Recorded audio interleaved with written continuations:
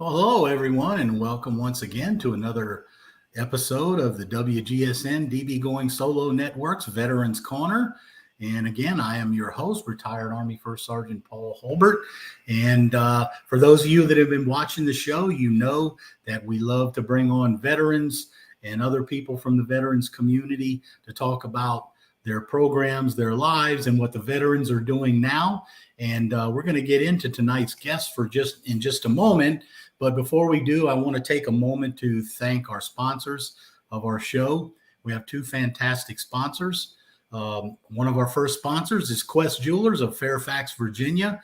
And I have to tell you guys, and not just guys, ladies too, if you're looking for something unique for that special someone, all you got to do is visit questjewelers.com, or if you're in the Northern Virginia area, stop by and see Pete and Wantane, and they'll be sure to help you out and help you find that special thing that you're looking for. I also want to thank our other sponsor, Nationwide IT Services. NIS is a service-disabled veteran-owned small business, an 8A small business.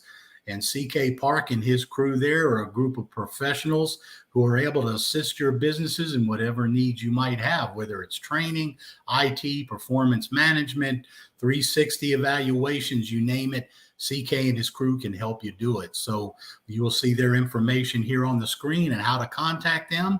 And I encourage you to do so to support that veteran-owned business as they support our veteran show. All right, so let's meet tonight's guest, retired Army Lieutenant Colonel Bert Belisch. Bert was a career Army officer from 1988 to 2008, and as I mentioned, retired as a lieutenant colonel. He now lives in Texas with his family and his wife of 32 years, and we'll talk a little bit more about that and some other things with Bert as we bring him on.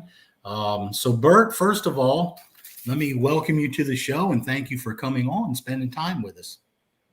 Well, thank you, Paul. Thanks for having me, and I'm looking forward to our discussion tonight.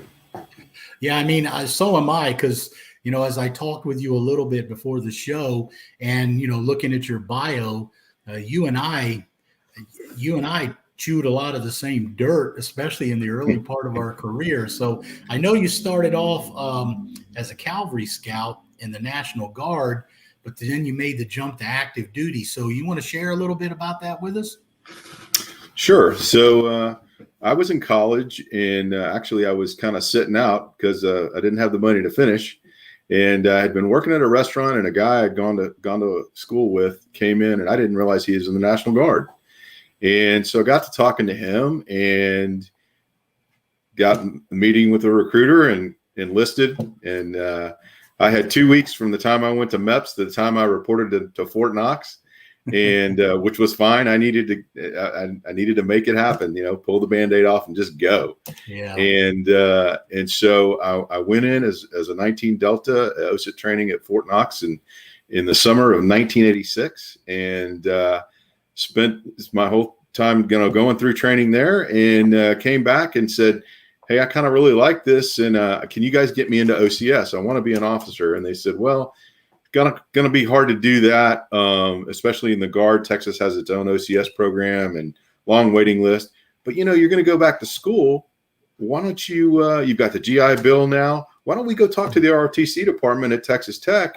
That's where I went to college, and see if we can get you in there." And so the rest kind of evolved from there. And I went into the ROTC program. I stayed in the Guard. I actually was able to drill as in a second lieutenant's position as a platoon leader for a mech infantry platoon. So, and I had an absolutely fabulous NCO as my platoon sergeant, who was also the training NCO. And, you know, he took me under his wing. He was my first salute at my after I got commissioned. And at my commissioning, and he was just a great guy. Sergeant Shedd said, "I'm here to train you, sir. You know, if you become a good officer, you'll take care of our soldiers, you'll take care of your NCOs, and that's my job." And so that's how the Army career started. But going to basic training, I really think helped me to understand soldiers better, because I was there for the whole basic and AIT with them, and so I got to see how it starts. Yeah, it's kind of interesting because you always hear those jokes about young lieutenants coming into units fresh out of school, and I just have to share with you very briefly. I After I finished my time as a first sergeant, I finished my career as a brigade ops NCO. And I was in the S3 one day, and we got a brand new lieutenant they brought up to start working in the brigade ops, the S3. And they introduced me to him, and he talked to me for a minute. And before they continued on with the tour, the major there, our boss, asked me, he said, "Well, Master Sergeant, you got anything else you want to ask the lieutenant?" And I couldn't resist. I looked at him. I said, "Lieutenant, I just have one question for you." I said, "Do your parents know where you're at?" And of course, he had heard all the how the NCOs, and he looked at me and he said, "Well, you got me with that one, Master Sergeant. What do you mean?" I said, "Do your parents know you're over here dressed up playing Army?" And I never will forget. I mean, he laughed, and we worked really well together after that. The rest of the time I was there before I retired. So you build that camaraderie on a lot of that stuff. So yeah, you're right. Now I know as you finished your training, you moved into the officer corps, and you moved into the field artillery, right? Yeah, I was commissioned a second lieutenant in the artillery and went off to Fort Sill in November of '88, and started my officer basic course, and was slated to become a Pershing II missile officer. Back then, this is Cold War era still, yeah. And we had Pershing IIs in Europe, couple 3 battalions in Germany and one at Fort Sill. And so I was my first assignment was as a fire control officer for a Pershing II missile battery in Germany, which was quite interesting to say the least. I'll never forget the first time we had a site there that actually had the missile warheads, and it was protected by an infantry battalion's force protection team, so not MPs, and then our soldiers, because we had to man the site, and we would do rotations there. And when my wife would come visit, she thought she was going to prison, because they had to screen all the cars, screen everything, Yeah. But so it's coming to visit her husband in prison, but it kind of was. But it was amazing, because I'll never forget the first time I did an inventory as we were doing site changeover, and I went into one of the bunkers, and there were tractor trailers there with canisters with live real warheads in there. Yeah. And just I'll never forget thinking the contents of this one bunker could change the world forever. Yeah. And we're here guarding, protecting, and God forbid, and thankfully we never had to use them. But it was a pretty amazing time. Well, you're right about that, because having spent the bulk of my career, and as I said, it kind of amazes me how you and I mirrored one another in parts of our career, because you started off in field artillery as a field artillery officer. I started off as a young soldier in field artillery in the Fire Direction Center. And I still remember having to compute data to fire the artillery, the tactical nuclear from the 155 guns that we had.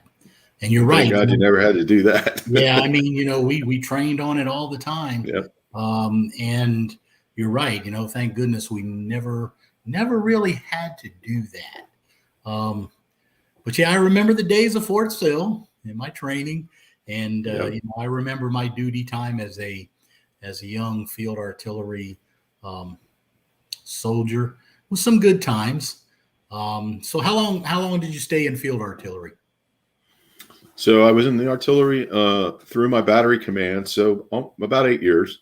I finished command at Fort Hood in a 109 Alpha 3 Paladin unit, and so 155 howitzers. Moved over to those after Desert Shield, Desert Storm. I got attached to a unit, so I was in the artillery about 8 years, and after command, I decided to go into my functional area, which I always explain in the functional area to people as if you've had a pretty solid career and haven't lost a lot of equipment or got anybody hurt or killed, okay, well, we guess you can do the right thing. And we have all these other jobs in the Army that don't require command. They require leadership, but they're staff jobs, they're technical jobs, and they got to be done. And so they give officers a secondary career function, if you will. Yeah. And I could barely spell IT at that time.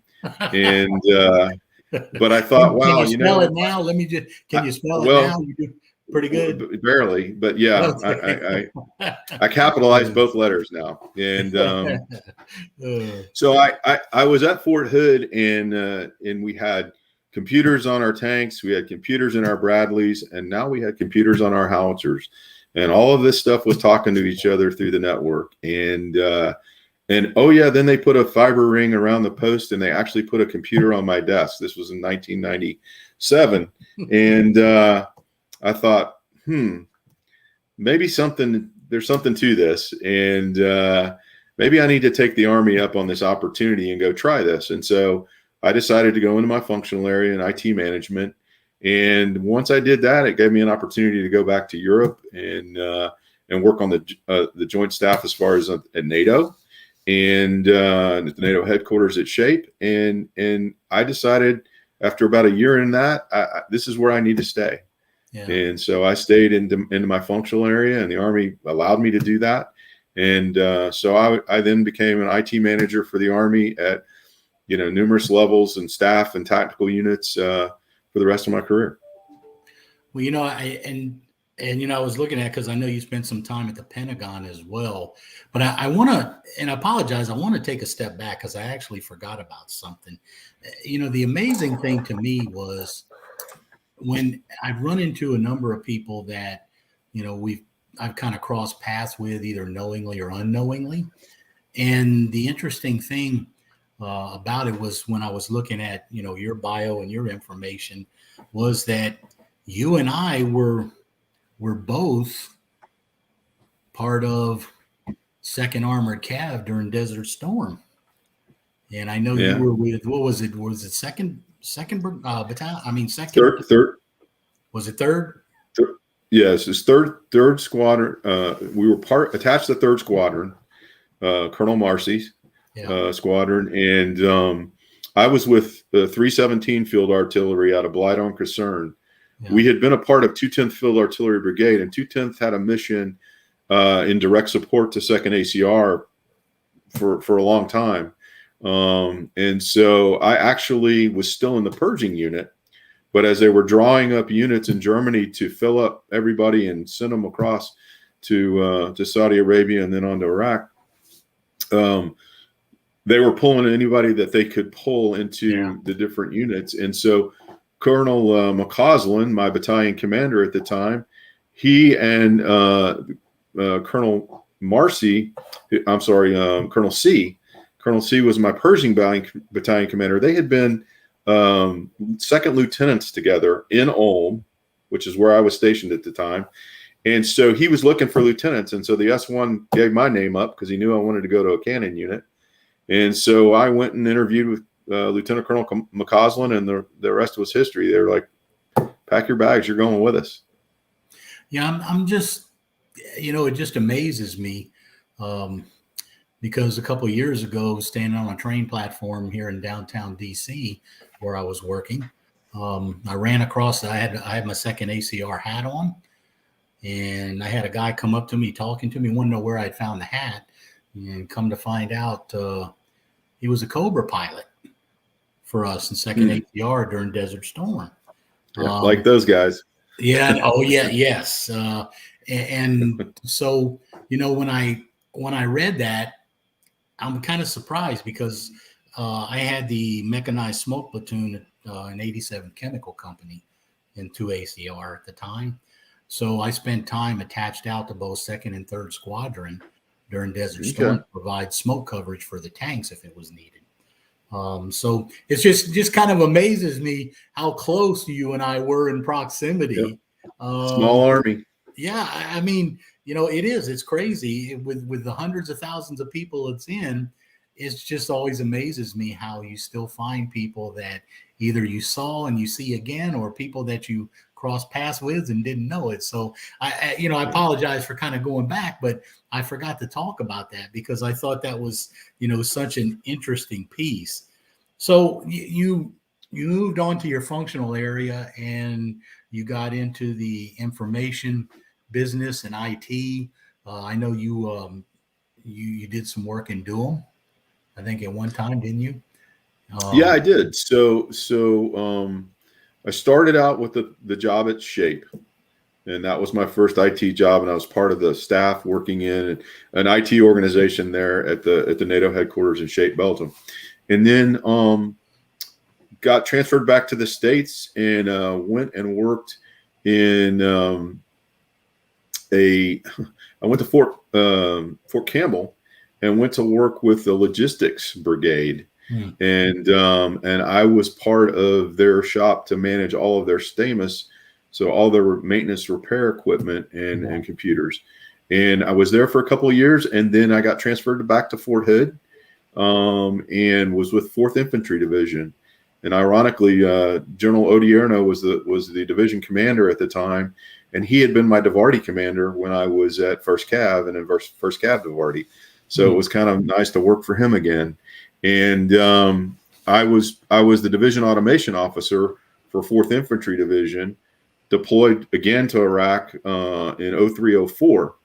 And the G6 that I worked for initially deploying into Iraq, he was slated to be the Durham commander back when that was still a signal battalion command. And his name's Ed Morris. And so Ed deployed back to the States to take command. So once we deployed back and got the division back to Fort Hood a year later, he's like, I need some help. I need some help in our S3 shop. And so he got me transferred to the Durham, and I went to work at the Durham at Fort Hood for a little over a year. Yeah, I know. I think you kind of wrapped your career up around the Pentagon. Yeah, so the assignment after the Durham in 2005, I was we got a phone call, and my new boss at the time was calling my old boss to see when I could transfer, and fortunately, or unfortunately, I guess I should say, at the time anyway, it was unfortunately. The assignments officer hadn't said anything to me about the move. He'd said I was going to stay at Fort Hood longer. And so I wasn't real excited about that. And I basically had 3 places in my Army career I really didn't feel like I wanted to be assigned. Yeah. I didn't want to go to Korea because I didn't want to be at the time it would be an individual assignment for at least a year without my wife. I really didn't want to go to Fort Bragg because although I went to airborne school, jumping out of planes was fun, but I'd rather ride than walk. Yeah. And so I didn't want to go to the Pentagon. Yeah. So I called my wife and said, guess what? I got some bad news. She goes, you're getting deployed again. I said, no. I said, but we're getting another assignment, and it's not where we usually want to go. She goes, you're going to the Pentagon. I said, yep, that's where they're sending us. And she said, can we turn it down? I said, well, I'm going to find out. And so the boss sat me down and he said, well, here's the thing. He goes, you know what you're getting into if you go there. We might be able to keep you here for a year, but if we do that, there's no telling what they're going to assign you next. Yeah. And I said, yeah, you're probably right. And I have to be very honest. The Pentagon assignment was phenomenal. It's I tell people working at the Pentagon is like walking into a museum. Yeah. And working in a museum of all of our military history every day. It's a phenomenal place to work. There are phenomenal people there. It really was amazing. And it was a great way to end my career. Well, I think it's funny you talking about not wanting to go to Korea, because I would tell you during my career, I had 3 tours there. I guess I was a glutton for punishment, but I actually did not mind those tours. The duty was very serious, very excellent. Yeah. I had the opportunity to earn my MGM Scout award because I was assigned to a leg infantry battalion on one of the tours, and we spent 3 rotations up on the DMZ. So it was, it was a little different. So you ended up at the Pentagon. What was it that finally kicked you over into that decision to retire? So it was tough because, I felt like I had a decent shot in my functional area of going to the next level in 06. But of course, there's no guarantee. And of course, at this point in time, it's 2008. And so lots of deployments and things still going on. And I talked to the assignments officer and I said, well, what's next? And they said, well, you've already been deployed, so we'd probably try and find you something else here. But then, if you get selected, then you got to go to war college. So that's probably, a year-long separation. And then you'll probably get deployed again. So there's another separation. And so my wife and I talked about it and we just said, let's end this while everybody's happy. I'm happy. Yeah. I've had a successful career. The Army's happy.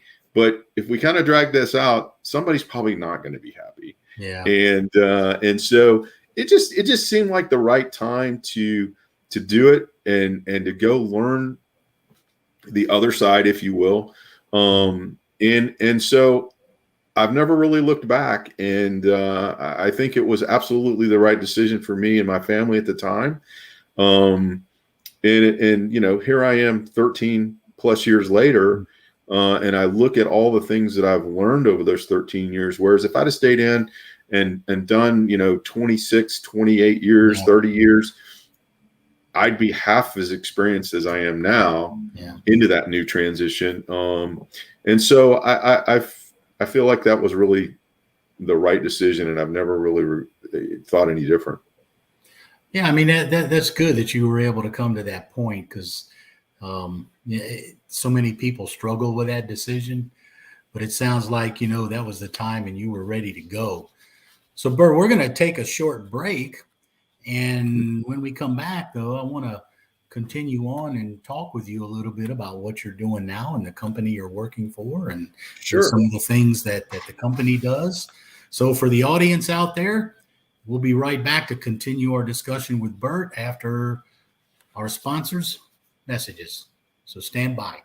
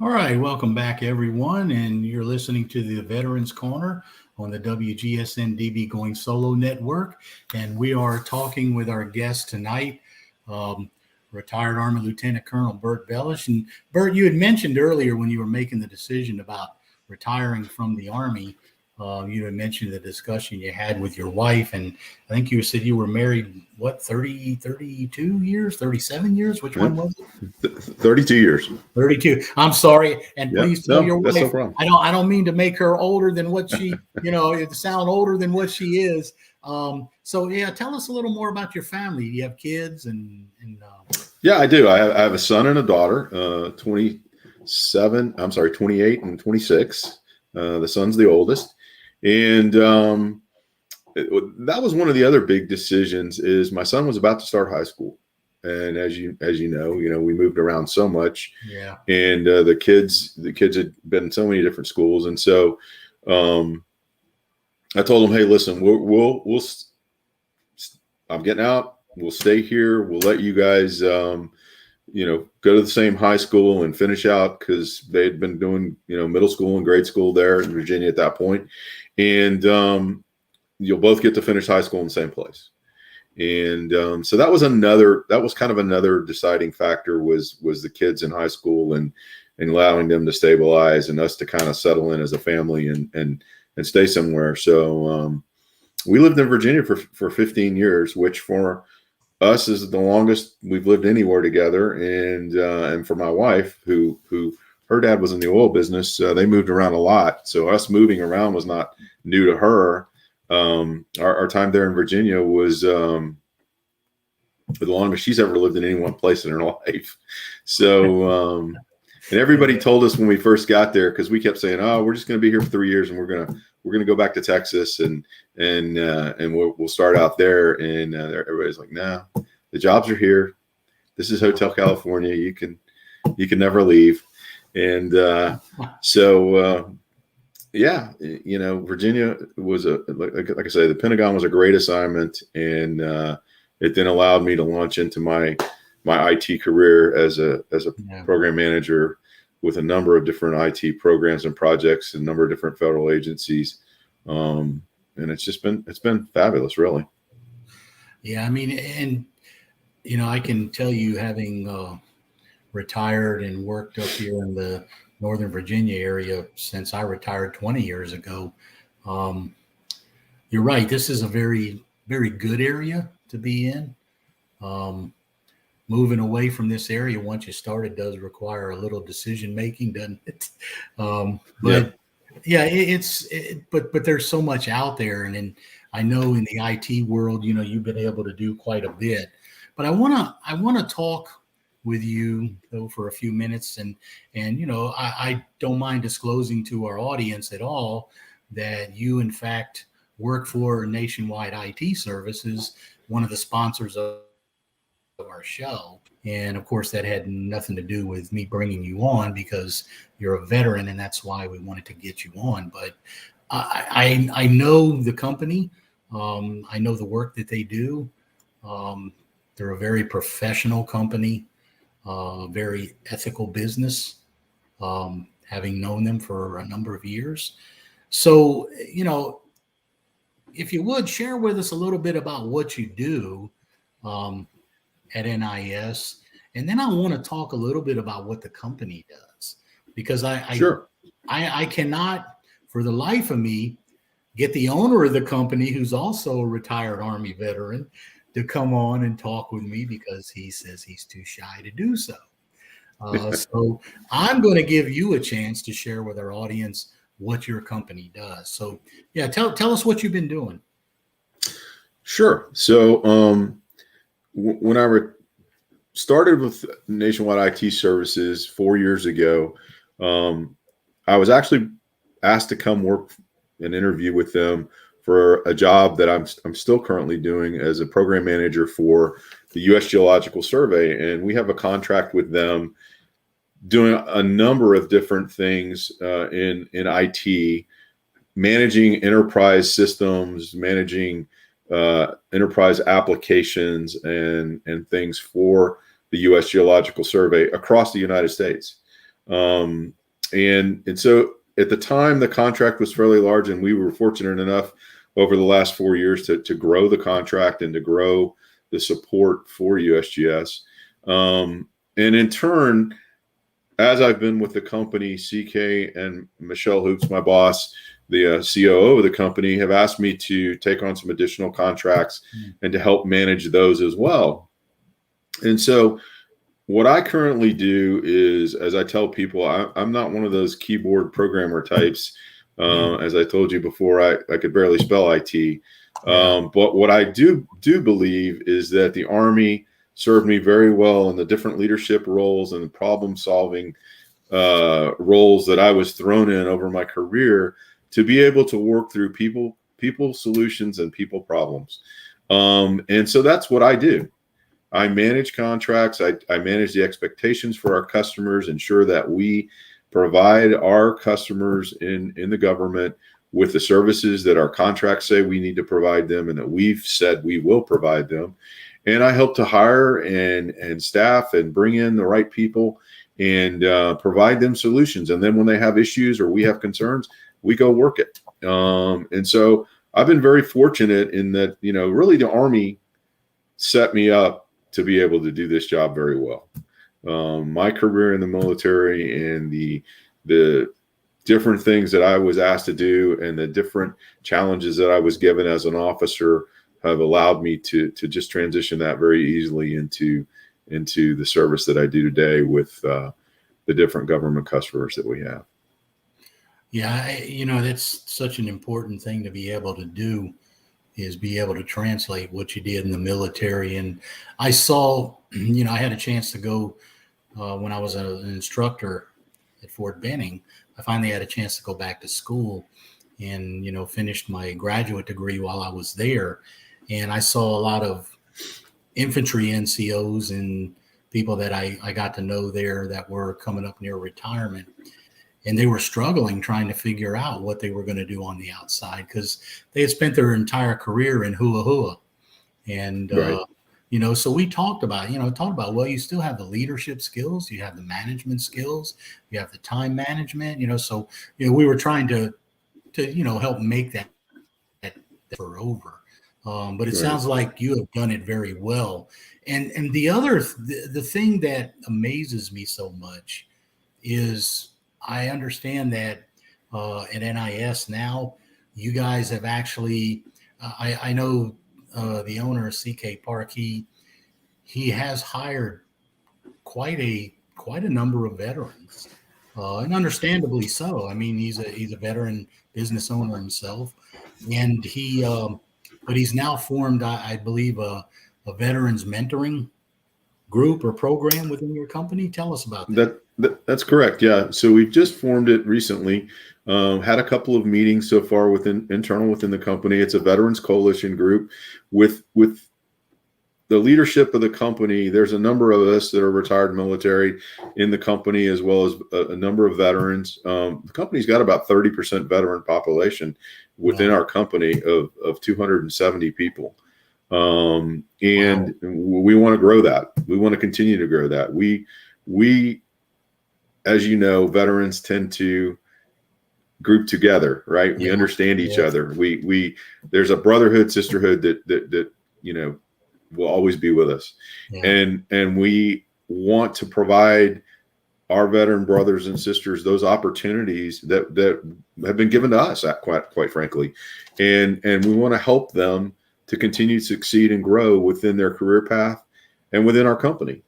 They've already proven themselves by being veterans and doing what they said they would do when they took their oath and they joined the service. And whether they retired or whether they were just in for one or two tours doesn't really matter. It's their brothers and sisters of ours, and they've taken that oath and they've volunteered to do something that, as we all know, is a very small percentage of our great country have done that. And so that's special to us. And we want to continue to foster that growth within our company. We want to continue to foster the growth of the veterans that are working within the company today. Yeah, I mean, when I heard about this program, I was really impressed. I mean, I thought to myself, wow, that's something that, a lot of business owners don't take the time to do, even within a company that's not veteran centric. with the employees. A lot of business owners don't take the time to do that for their employees. And I know that NIS does a lot of things with the community. I know that they're very, how can I say, they're very forthcoming with donations to various causes. And I think, if I'm not mistaken, you guys have a cancer donation program, I think, don't you? If I'm not So mistaken. we've have a number of programs that we support. We have for a number of years supported the Leukemia and Lymphoma Society at Light the Night Walk, and CK for a couple of different years has done a matching. So he challenges the company to donate, and then he matches what the company donate or what the employees donate. And so, that's just been fantastic for that organization. And, we've helped sponsor things in golf tournaments for other charities in the local area there. The last year at Christmas time, we supported the Salvation Army's Angel Tree program with donations of all kinds of different toys and clothes and things for families in the Angel Tree program. And, just a number of different charities that CK and the company, if an employee brings one in and says, "Hey, we want to donate to this. Can we do that?" CK will usually match whatever they want to do, or tell me more about it and get the information. And the next thing you know, he's writing a check and donating time and money to anybody there local. He loves to help out the local community. And then we do things like the Department of Highways, Adopt a Highway program. We in the headquarters have adopted a highway there right near the office, and we've done a number of cleanups. And but he also again supports veteran organizations. We've got things like the Boulder Crest Retreat and Wellness Center for veterans, where wounded veterans who've been in treatment programs for months and years and have just known nothing but the hospital, they can go out to Colorado or Arizona, and we help sponsor those families. So everything is paid for, and they and their families can go out and enjoy a week in a retreat facility out there in Colorado or Arizona. And then one of the other things that CK is very passionate about is the McClendon Center in DC that helps mental and behavioral health for people there in the Washington, D.C. area. A lot of times they're homeless. And so we help to sponsor, the support that's needed for those kinds of organizations. So very community driven, very community philanthropic in trying to give back to our local area and our local community, as well as our veterans. Well, that, and I have to tell you, among a lot of the veterans, I know that tends to be the mindset of wanting to give back. And I know that, and I don't mind sharing with the audience. I mean, CK and his company is very generous in their sponsorship of this veterans program we're on right now, and we really appreciate that. And and I know that you've got to be, if not ecstatic, very happy to find a company like that not only values your experience, values your time as a veteran, but then wants to give back to the community around you the way they do. Absolutely. I told CK when I interviewed with him, this is the last company I want to work for. This is the last job I want to go, and I have been very blessed in this company. I've been given a lot of opportunity to do different things within the company and grow myself. I mean, okay, I've been out of the military now for 13 years. I've managed a number of different programs and projects, but it's still, I'm given more opportunity to grow within this company. Yeah. And I'm very grateful to CK and the leadership of NIS, as they've allowed me to grow. And they've given me opportunity to help my teams grow, which, it's just been a great group of people to work with. Well, before we wrap this up, though, I got to ask you, you were mentioning the highway cleanup program. So Uh-huh. I do have to ask you, and I'm gonna put you on the spot here. Can you ever get CK out there with a garbage bag to help pick up So, the cans? so I will tell you, right hand up. God is my witness. He was out there the first time we went out. He and I were out there together. So yes, and that's one thing I will give him a lot of credit for. I don't think there's anybody, he goes by the old credo that we used to get as officers and NCOs. Don't ask your people to do anything you wouldn't do too. And he's absolutely that kind of person. And he works as hard as anybody, or harder really than anybody in our company. And he is not afraid to roll up his sleeves and go out and do what needs to be done. So yes, he's gone out and picked up trash. Now he had one of those little picker up. He wasn't picking it up with his hands, but he was out there with the rest of us. No, and I can believe that too. I just, I just had to throw that out there before we. So Bert, I want to ask you one other question though, yourself, before we finish up. And if there was a thought that you could share with the audience or the other veterans out there, one particular thought, what would that thought be?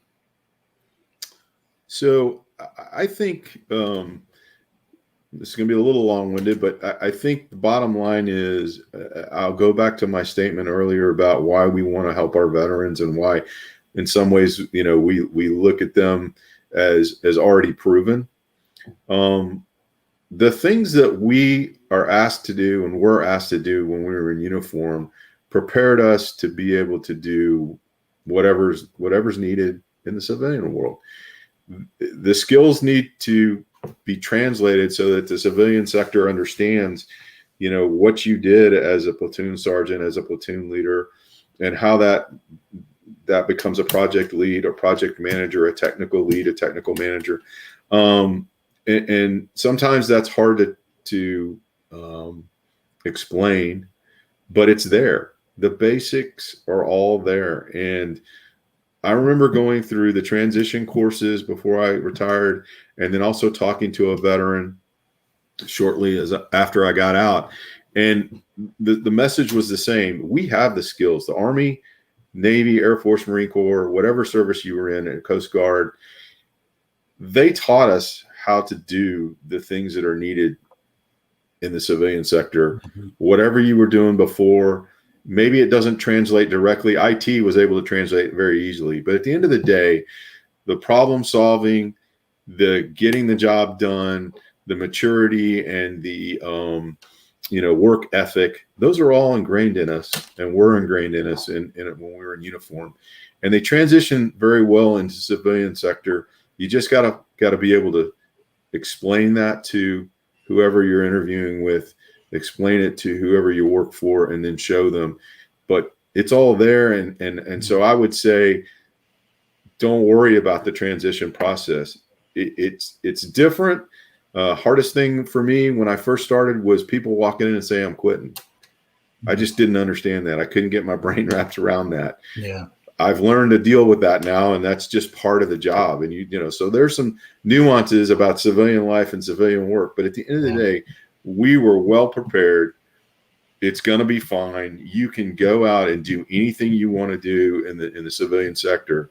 There's absolutely no doubt in my mind about that, because you have the base, you have the foundation that the military gave us, and so you can do whatever you want to do. You just got to go out there and figure out how to translate those skills into what the civilian sector needs, and make it happen. Yeah, that's absolutely true, and that's some very good advice for these young folks, or the veterans that leave, and even the ones retiring. Well, Bert, I got to tell you, man, it's been a pleasure to have you on. I really appreciate you coming and spending time with us and sharing your experiences and what you're doing now, and the wonderful things that your company is doing.